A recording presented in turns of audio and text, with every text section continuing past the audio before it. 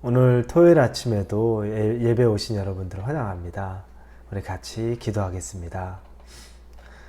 하나님, 이 아침을 허락하시고 이 새벽에 하나님 앞에 예배드리게 하시며 감사합니다. 하나님의 말씀에 갈급하고 하나님을 향한 우리의 마음이 뜨겁습니다. 하나님께서 말씀으로 우리에게 임하여 주시고 하나님의 마음을 우리에게 전달하여 주시고 우리들의 빈 마음이 있다면 하나님의 것으로 채워 주옵소서. 염려가 있다면 하나님이 함께 하심으로 담대함을 허락하여 주옵소서. 예수님의 이름으로 기도합니다. 아멘. 오늘 하나님이 우리에게 주시는 말씀은 이사야 64장입니다. 1절부터 12절까지의 말씀입니다. 이사야 64장 전체의 말씀인데 1절부터 12절입니다. 우리 찾으셨으면 64장 1절부터 같이 읽겠습니다. 원하건대 주는 하늘을 가르고 강림하시고 주 앞에서 산들이 진동하기를 불이 섭을 사르며 불이 물을 끓임 같게 하사 주의 원수들이 주의 이름을 알게 하시며 이방 나라들로 주 앞에서 떨게 하옵소서. 주께서 강림하사 우리가 생각하지 못한 두려운 일을 행하시던 그때 산들이 주 앞에서 진동하였사오니 주 외에는 자기를 앙망하는 자를 위하여 이런 일을 행한 신을 옛부터 들은 자도 없고 귀로 들은 자도 없고 눈으로 본 자도 없었나이다. 주께서 기쁘게 공의를 행하는 자와 주의 길에서 주를 기억하는 자를 선대하시거늘 우리가 범죄함으로 주께서 진노하셨사오며 이 현상이 이미 오래되었사오니 우리가 어찌 구원을 얻을 수 있으리이까.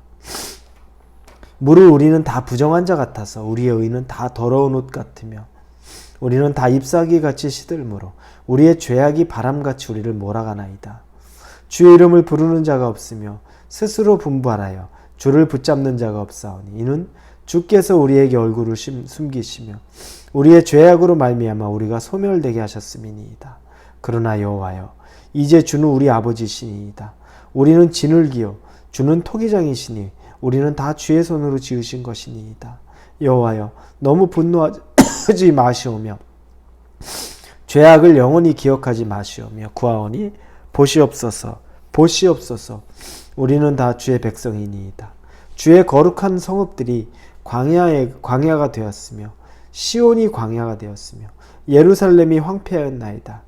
우리 조상들이 주를 찬송하던 우리의 거룩하고 아름다운 성전이 불에 탔으며 우리가 즐거워하던 것이 다 황폐하였나이다. 여호와여, 일이 이러하거늘 주께서 아직도 가만히 계시려 하시나이까. 주께서 아직도 잠잠하시고 우리에게 심한 괴로움을 받게 하시려나이까. 아멘. 오늘 읽은 본문 64장은 이사야가 하나님 앞에 간절히 중보기도하는 장면입니다. 간청하며 기도하는 장면인데 그 기도를 통해서 우리가 어떤 기도의 모습을 또 가져야 될지 한번 보려고 합니다. 오늘 본문에 1절부터 4절까지의 말씀을 통해서 이사야는 하나님의 위대하심, 그분의 전능하심, 그분의 범접할 수 없음에 대해서 고백합니다. 그게 1절에서 4절입니다. 이사야가 알고 있는 하나님은 위대한 분입니다. 그런데 4절에 주 외에는 자기를 앙망하는 자를 위하여 이런 일을 행한 신을 옛부터 들은 자도 없고 귀로 들은 자도 없고 눈으로 본 자도 없었나이다. 하나님 외에는 우리에게 베풀어준 이런 어마어마한 일들, 내가 상상하지 못했던 일들, 이것들을 행한 자도 없고 그런 걸 본 적도 없습니다. 이 고백을 합니다. 혹시 여러분에게도 이런 간증들이 있습니까? 기억들이 있습니까? 아마 있을 겁니다. 우리 인생이 내가 계획한 대로 그렇게 살아오지 못했어요. 대부분 여러분의 인생도 여러분이 다 계획한 대로 A가 되고 또 B가 되고 C가 되고 D가 되고 이게 연결돼서 가는 것이 아니라 A로 출발했는데 어느 순간 D로 간 것 같다가 다시 C로 온 것 같다가 F로 가고 뒤죽박죽이었던 것 같기도 하고 또 때로는 내가 갈 수 없는 곳에 가게 되기도 하고 올 수 없는 곳에 오게 되기도 하고 이런 일들 천지입니다. 그런데 믿음의 눈으로 가만히 보니까 하나님의 인도하심이었습니다. 하나님이 개입하지 않으시고 하나님이 주관하지 않으면 일어날 수 없는 일들이 너무 많이 일어났던 겁니다. 이사야는 그 하나님의 위대함을 찬양합니다.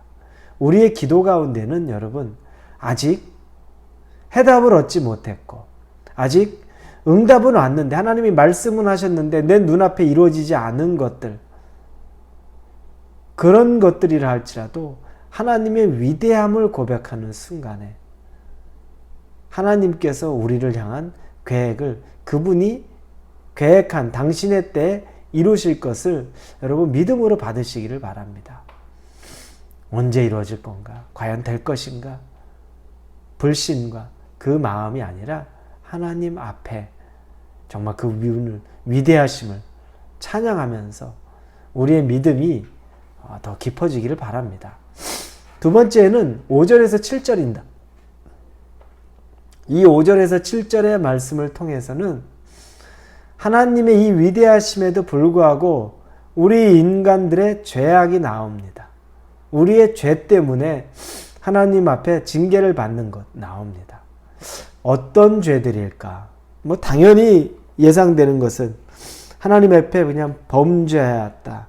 그분은 우리를 선대하였으나 그러나 우리는 그의 글을 기억하지 않고 있었다. 이런 내용들이 나옵니다. 그 중에 우리가 눈여겨볼 말씀이 7절의 말씀입니다. 주의 이름을 부르는 자가 없으며 스스로 분별하여 주를 잡는 자가 없사오니 이는 주께서 우리에게 얼굴을 숨기시며 우리의 죄악으로 말미암아 우리가 소멸되게 하셨음이니이다. 주의 이름을 부르는 자가 없으며 스스로 분발하여 주를 붙잡는 자가 없사오니 하나님의 이름을 부르지도 않고 주님을 붙잡지도 않는 죄, 이건 죄입니다. 기도하지 않고 그분에게 구하지 않고 또 그분을 붙잡지 않는 것은 죄입니다. 그 죄의 결과는 어떻습니까? 바로 뒤에 나오죠. 주께서 우리에게 얼굴을 숨기시며 우리의 죄악으로 말미암아 우리가 소멸되게 되어 하셨사오니 우리에게 얼굴을 숨기신답니다. 그리고 우리의 죄가 우리를 소멸하도록 그냥 방치하시는 거죠.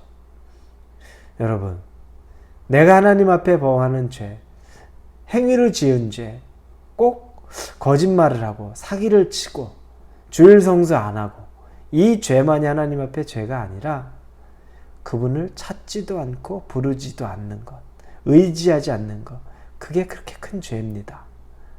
그래서 그분을 찾지 않는 죄, 그래서 그분은 찾지 않기에 우리에게 고개를 돌리지 않고 우리가 소멸해 가도 우리에게 손을 내미지 않는 분이 되어버리는 겁니다. 여러분, 여러분의 죄 중에 주를 찾지 않고 그분을 붙잡지 않는 죄가 있었다면 회개하고 그분을 찾고 다시 붙잡으시기를 바랍니다. 그 첫걸음이 기도의 시작일 겁니다. 기도하십시오. 하나님을 기도하는 순간에 붙잡으시고 기도하시면서 그분을 찾으십시오.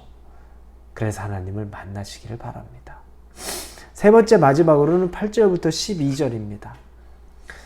이렇게 우리 인간의 내가 죄악임에도 불구하고 그럼에도 불구하고 하나님에게 구해야 된다는 겁니다. 이사야는 그럼에도 불구하고 우리가 죄가 많습니다. 그럼에도 불구하고 우리를 구해 주옵소서 하나님 앞에 간청하는 장면이 나옵니다. 본문의 9절에 보니 여호와여 너무 분노하지 마시오며 죄악을 영원히 기억하오지 마시옵소서. 구하오니 보시옵소서 보시옵소서 우리는 다 주의 백성이니이다. 이사야가 백성이 죄를 지었음에도 불구하고 하나님 앞에 기도하면서 구하는 것이 뭡니까? 첫째는 우리가 주의 백성입니다. 자녀입니다. 그러니까 긍휼을 구하는데 참 지혜로워요. 하나님, 아무리 우리 부모님은 자녀가 죄를 지었다고 해도 혼내기는 해도 버리지 않습니다. 자녀이기 때문에 버리지 않습니다. 포기하지 않아요. 내 자식이기 때문에 끝까지 붙잡고 갑니다. 이걸 이사야가 하나님에게 말하는 겁니다. 우리가 주의 백성, 주의 자녀여니 우리를 포기하지 말아 주십시오. 그 얘기가 바로 9절의 말씀입니다. 여호와여 너무 분노하지 마시오며 죄악을 영원히 기억하지 마옵소서.